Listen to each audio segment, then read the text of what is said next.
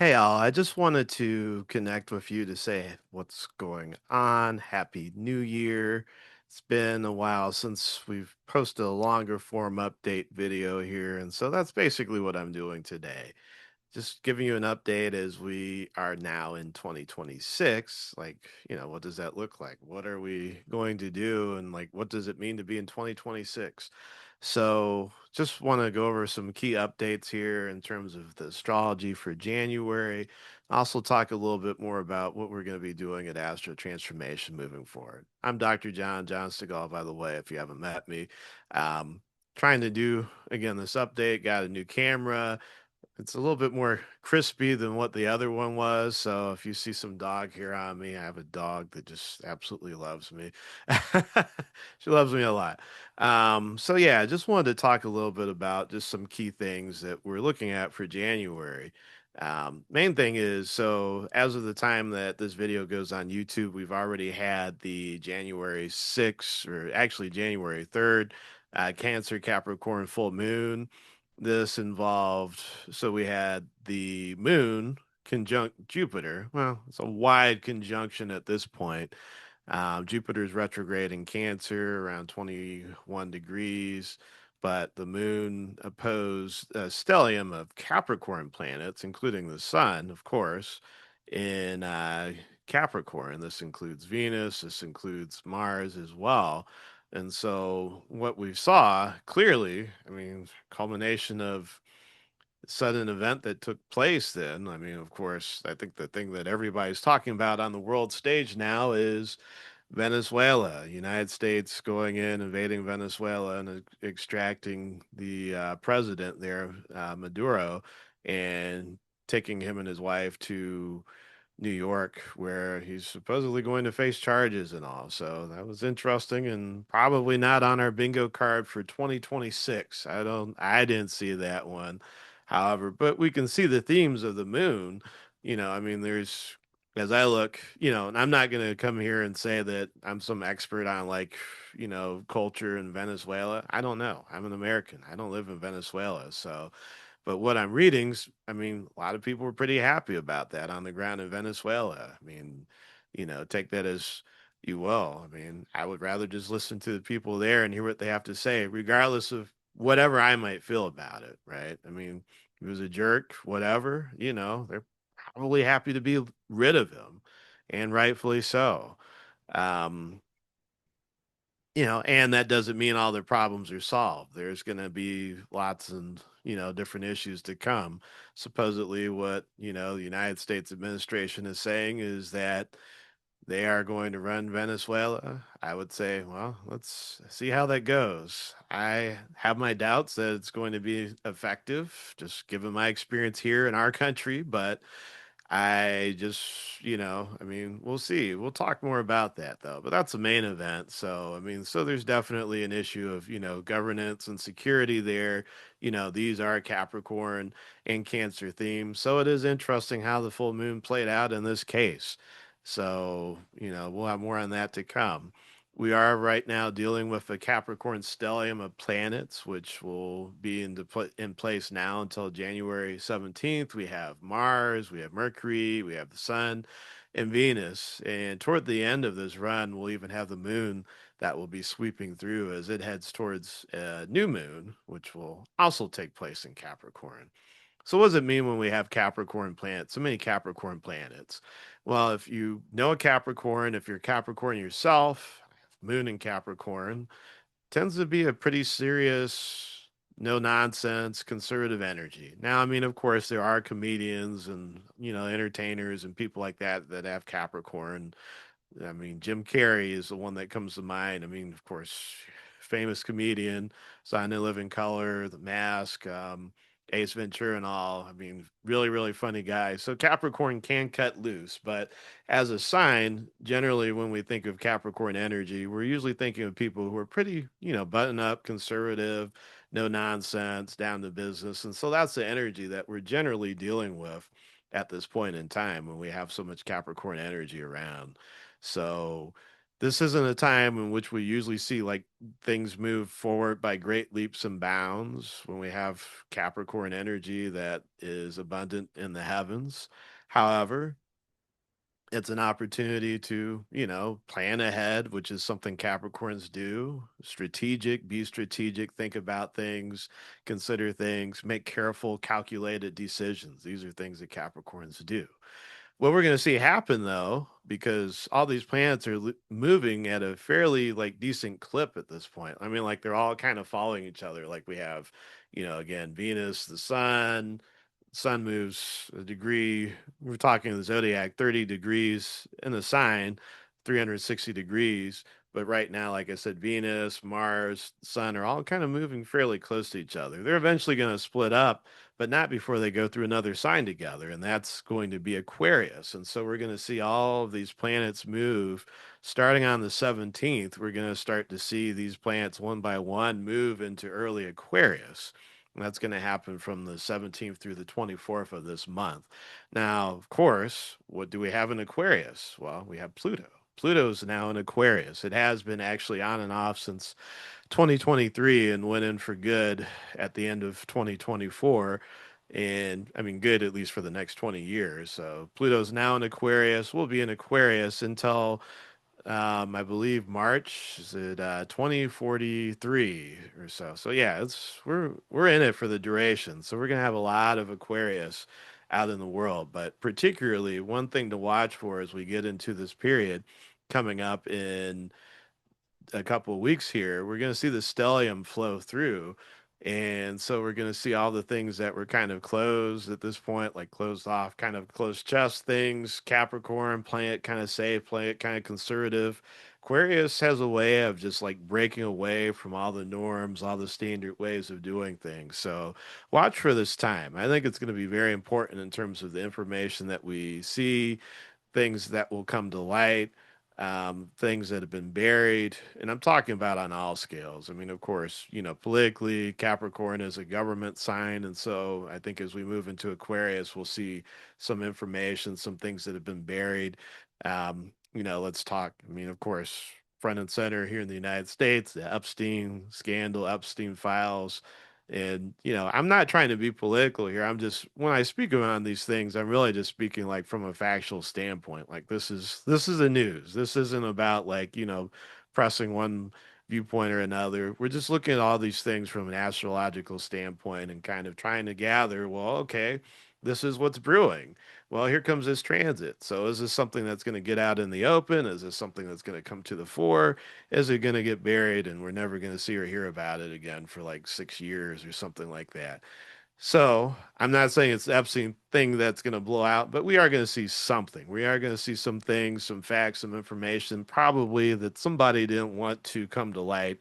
It's going to come to light around this time. And it's going to be interesting because Pluto in Aquarius does represent significant change, a significant departure from the status quo, breaking down of walls, of barriers. There's a theme of technology here. There's also a theme of freedom, of people, power to the people, people rallying together, coming together, and all. And so I think we're going to see more of that in the coming years. Like, I mean, I honestly put money on it. And it's just where we're at. We're moving out of Pluto and Capricorn, which again was a very kind of buttoned up, straight-laced conservative time. And like that was sort of like the prevailing zeitgeist of where we were at in the world. And, it was very much a pro-business, pro-corporate atmosphere. And I think we're really going to be seeing movement away from that. And I'd say particularly this year and having all these Aquarius planets moving into Pluto, moving into conjoin Pluto. So they're talking to each other. Anytime planets pass over each other, anytime there's a conjunction, there's a conversation that happens. They're sharing information and they're charging each other. They're passing a charge. Pluto's going to be charging up Venus, charging up Mars, charging up the sun, and likewise, Sun and Pluto shining a light on things. If you follow anyone, I mean, I know I was curious what this was going to look like, but last year on Inauguration Day, January 20th, when Trump took had his second oath of office. I mean, one thing we noticed standing right behind him in when he was being inaugurated was all the tech guys, people like Zuckerberg, Jeff Bezos, all these tech gurus and all. Interesting, so interesting that the people we think of as like the kingpins of Silicon Valley are all standing there behind this guy who's becoming president again, and all that and they had a front row seat.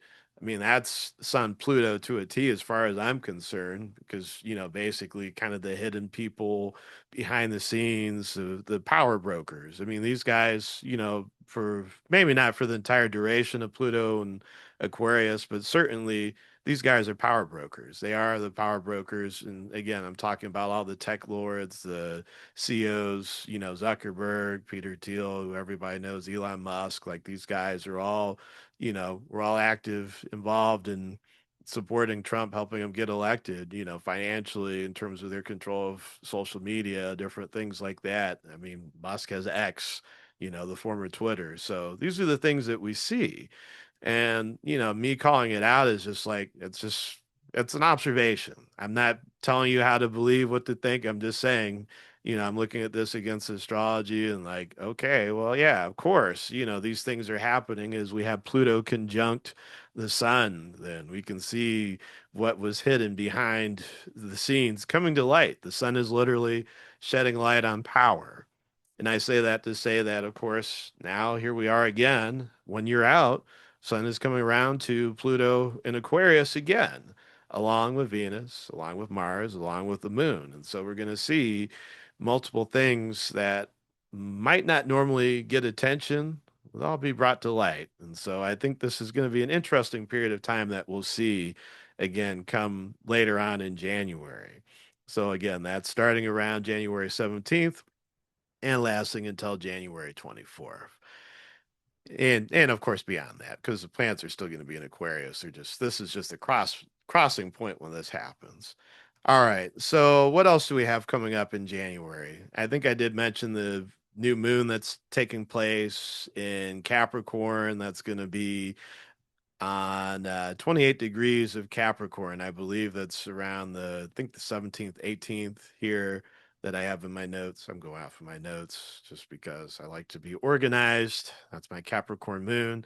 Um, but it's also going to be conjunct the US Pluto. So I think the timing here is also interesting that there's Pluto deals with any chart is your power base. It's like, basically I mean, wherever you're going to encounter issues around, death, transformation, sex, sexuality, in a nation state, it can, dictate everything from, sexual mores to power. United States since July 4th, 1776 has had Pluto in Capricorn. That's where it was when the United States made its Declaration of Independence when it was signed. And I know there's a few different charts around, but in general, if it happened during 1776, Pluto was in Capricorn pretty much, I think, that entire year. So, we were always going to have this energy.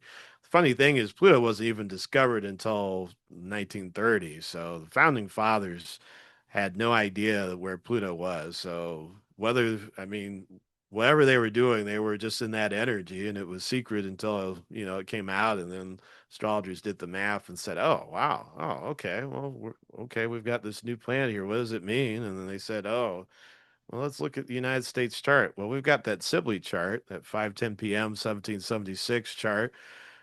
Oh, Pluto's at 27 degrees of Capricorn. Well, what does that mean? Well, it means that we have a very, very powerful central government. I mean, I know we have the states, we have everything like that. Our federal government is very powerful in the United States. And I mean, I know everybody loves to like rag on the government, say you hate the government, but I mean, you also have to respect the fact that, if it wasn't for the government, we probably wouldn't have some of the things that we do have in terms of our roads, in terms of our infrastructure. And yeah, and don't come and say, oh, well, our roads are crumbling, everything like that.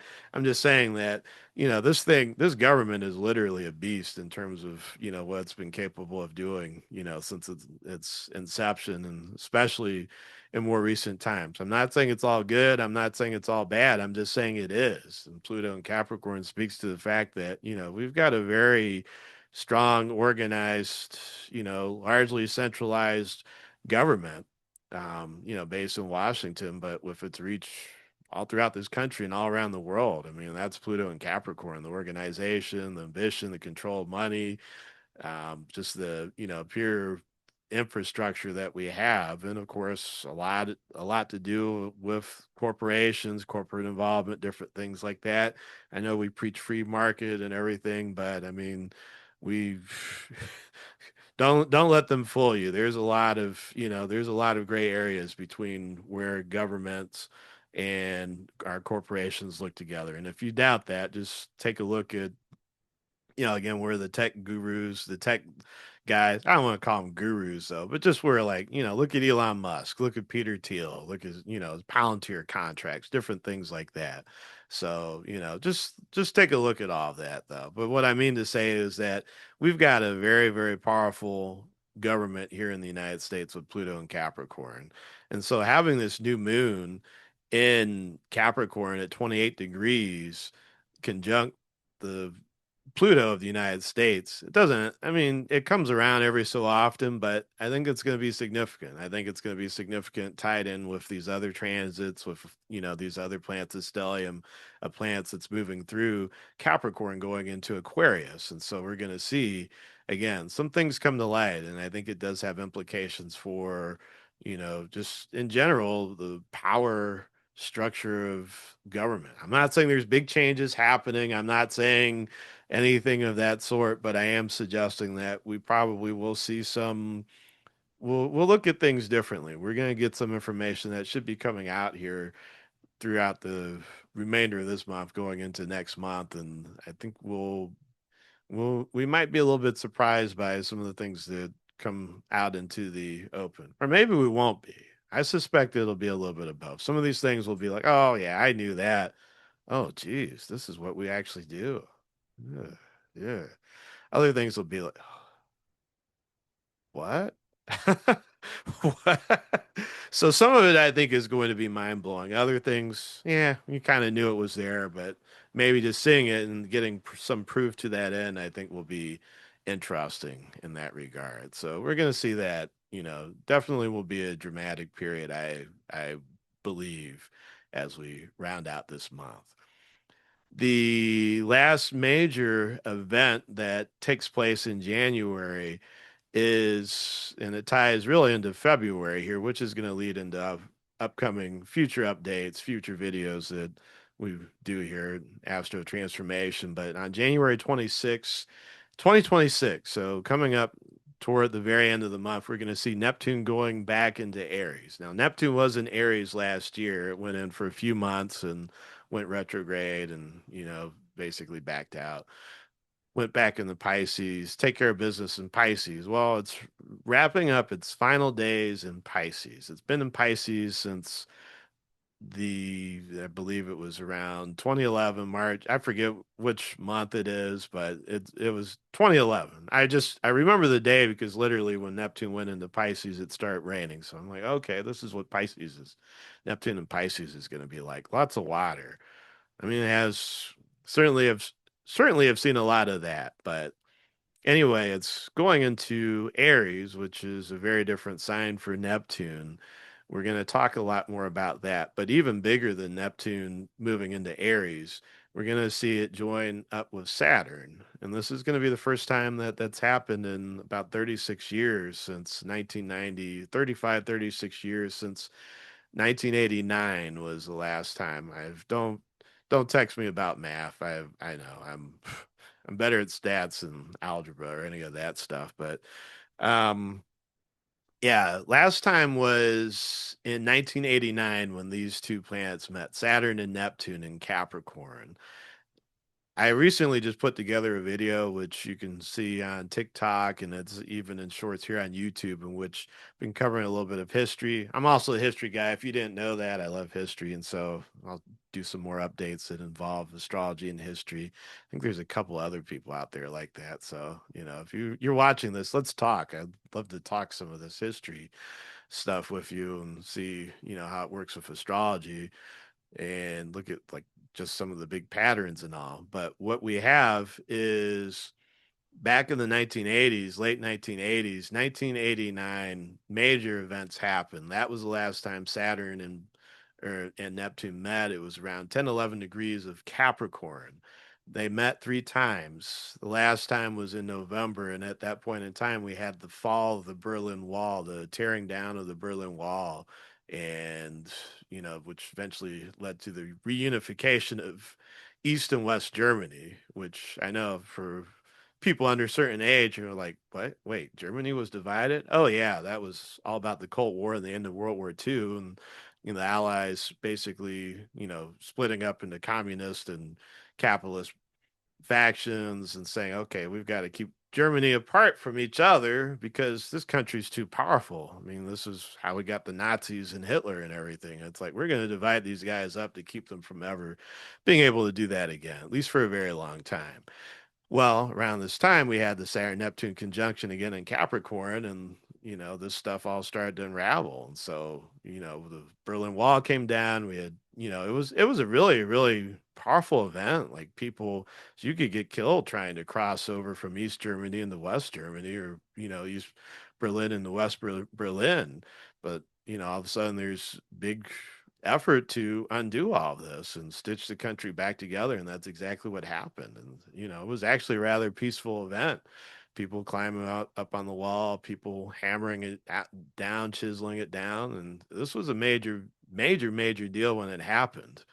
We after that saw the gradual and quick decline of the Iron Curtain and eventually the unraveling of the Soviet Union, which took place on Christmas Day, 1991, officially. And so that was a big deal. I mean, that was basically the end of the Cold War and left the United States at that point in time as the sole standing, sole surviving superpower of the world. It's like, yay, capitalism wins. Democratic capitalism wins. We win. All right, what are we going to do?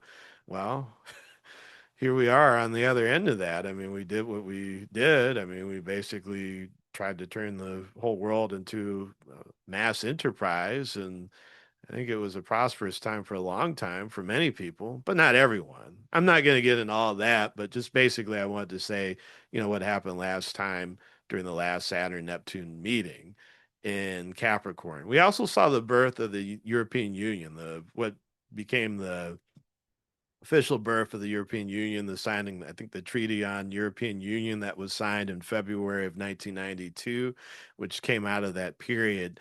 You could argue maybe this also falls under the Neptune Uranus conjunction that happened in 1993. It was actually a little bit before that, but I think it just all kind of rolls together here.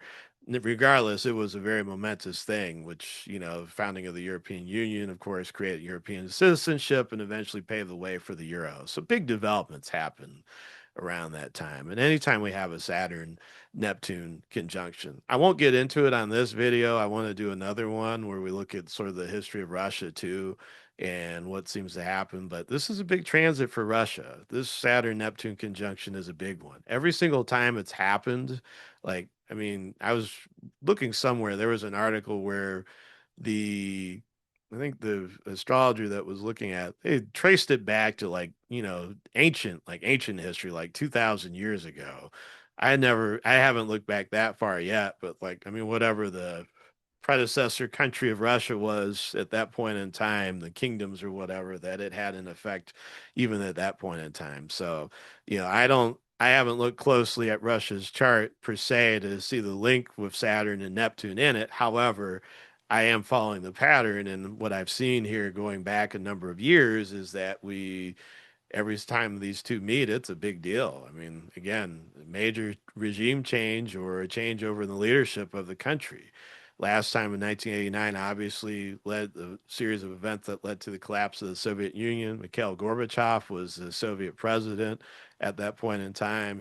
There was even a coup at one point, and eventually the dissolution of the Soviet Union. Boris Yeltsin became president of the new Russian Federation. 1950s, I think 1952, 1953 was when they met again, and I think that one was in Libra. Don't quote me on it, but that one was in Libra. But Stalin died. It's the Joseph Stalin, who was the Soviet leader Brutal, extremely brutal dictator during World War II.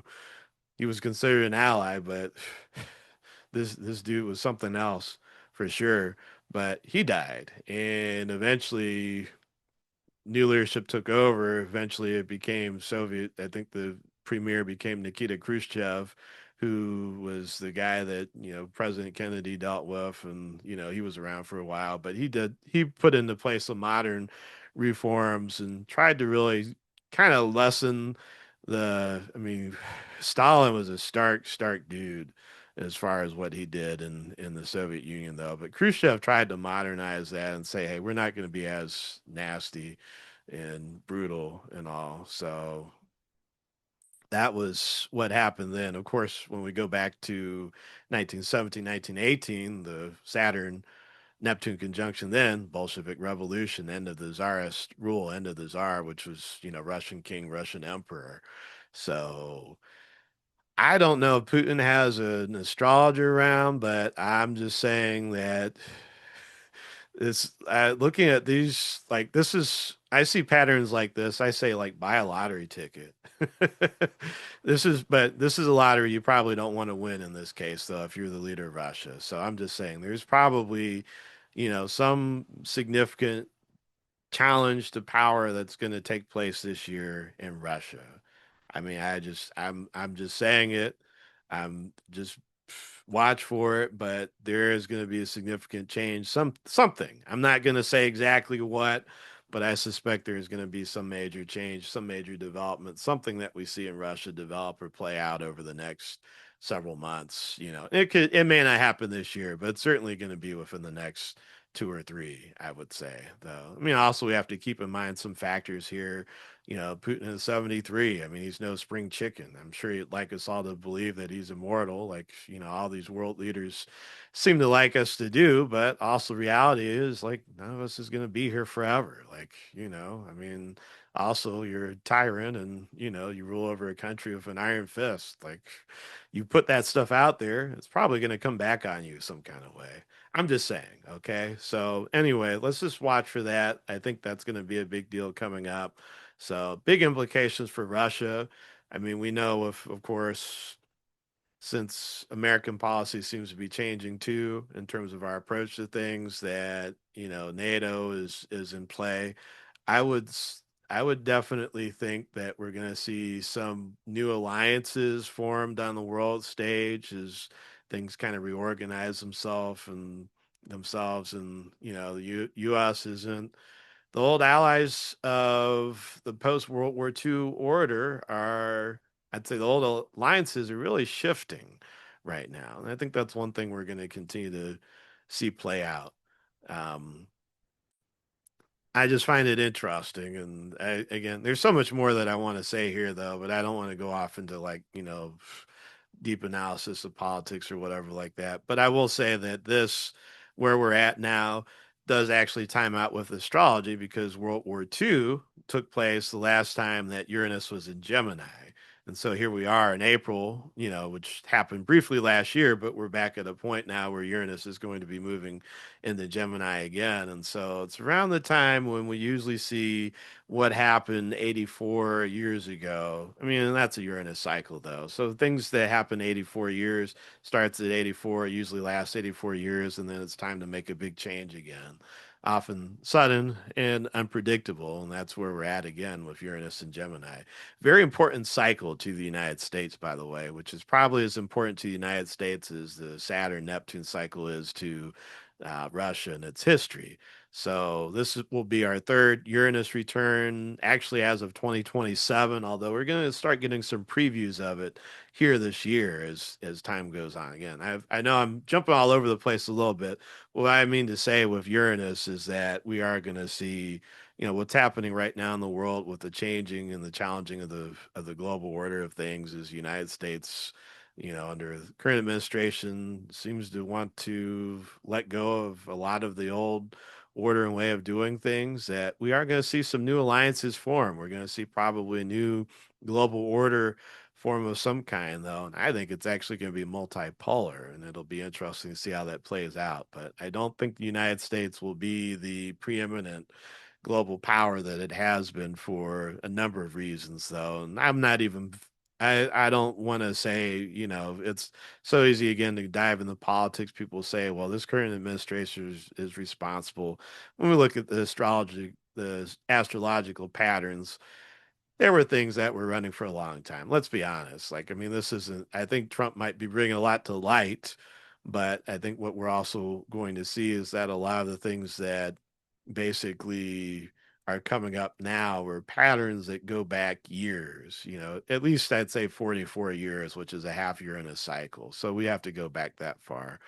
And just a lot of things happen, the kind of the neoliberalization of everything, of finance, of moving away from local production, manufacturing, different things like that. Again, I don't want to spend too much time talking about this here in this video, but I'm just kind of saying, I mean, since I'm alluding to so much of this, clearly there's a lot that we still get to discuss. There are a lot of big transits, a lot of key transits coming up, a lot of powerful transits. There will be some surprises. I can't sit here and tell you how everything is going to go, from A to Z. Any astrologer that tells you that is, I mean, I know some of us like to predict, and I'm not going to say I don't. I do.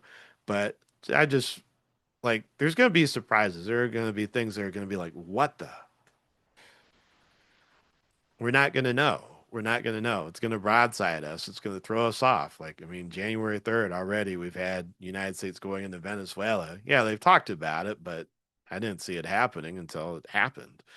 So there are going to be some things that catch us off guard. There are going to be some things that are going to surprise us. Some of them will not be happy surprises. Some will be hopefully happy surprises. But we're going to have a mix. Every year, of course, is a mix, but this year more than I think any other in my lifetime and in recent memory, I think is going to be one that we'll remember for some of the shifts that did happen. And I think we'll see a lot of, let's say, recent patterns start to come to a head. We're at a point, we're really at a threshold in the world, and I'm speaking about the entire world here, not just the United States, but in general, where I think we're going to have to figure out what exactly we want to do with this time period that we're in, where we're at in the 21st century. I think this is the point at which we had all of our fantasies about, okay, we're going to have our flying cars. It's going to be like the Jetsons. We're going to have transporter beams. We're going to have the Starship Enterprise and all. And here we are in 2026, and it's like, okay, well, we've got, some talking robots and people marrying AI systems and different things like that. But this isn't the world that I think I was going to live in, right? What's up with that? And I think what we're going to see, what I hope we see, what I hope we realize is that, oh, yeah, well, there's a role in all of us, in that all of us have to create the world that we want. And this isn't an individual thing. It is individual, but it's also a group of collective thing too, that we're all sitting here, like my experience. This is just me talking, but so many of us are sitting here looking for somebody else to do the work, somebody else to be the hero. I mean, maybe we're all conditioned on that. Like, I mean, I'm going off on a tangent, but like Super Mario Brothers. I love video games, by the way. So, but so many of us, I think we have hero syndrome where we were conditioned to, oh, okay, there's this bad guy that's out in the world, and you've got to take up your sword or grab a magic mushroom or whatever. You're going to be Link and Legend of Zelda. You're going to be Mario, and you're going to go save the princess. You're going to go beat the big bad Bowser or Ganon or whatever and save the world. And I think so many of us are, I feel like here in the United States, I think in particular, so many of us are looking for somebody else to be Link, somebody else to be Mario, somebody else to be the big hero that's coming to save the day. And I think we have to look at the mirror and say, oh, well, that's me. That's me. That's like all of us, right? Like if we don't like the world that we're in, nobody's gonna make it better for us. We have to be the ones to do the work, to connect with other people, to speak up, to use our voices. And and all. And I think there's room for every voice, honestly. I'm not like, again, this isn't me on my soapbox. I'm just saying this is what I see. This is a time of change. This is a time of challenge. This is a time of opportunity. The astrology says that. But doors are open, channels are open. I think they're going to be even more open as the year goes on. What are we doing with them? Are we waiting for somebody else to do it for us? Are we waiting for somebody else to hand us the torch? Or are we going to grab the torch and run with it? So, anyway, that's my take on things. So we are going to see big events happen. February, as big as January is already, I think, the third is indicative of kind of the type of year it's going to be. Surprises, things we didn't see, things that weren't on our bingo cards. And I think it's a preview of February. I think February is going to be even more dramatic for reasons that I'll explain soon in an upcoming video. But again, if you like this, if you like my commentary, please like and subscribe. I will be back soon. I plan on doing more videos like these. We'll do them regularly, at least once a week, have updates on things going on. Um, my good friend Mandy Norris and I will also be doing occasional updates, and we'll bring you our perspective on things, on upcoming transits, current world events, whatever might be going on at that point in time. And again, just would like to, just welcome you to the community, join the conversation. Tell me what you think in the comments below if you found any of this fascinating or interesting, or just what your general take is on this. But we want to get a community going here and just basically have an ongoing conversation about planets and the transits and all. We're here to learn, we're here to teach, we're here to grow. That's what we do at Astro Transformation. So again, thank you for tuning in. Thank you for listening, for all the perspectives that I have to offer this month. So again, like and subscribe, and we'll see you again soon. Next video. Thanks for listening.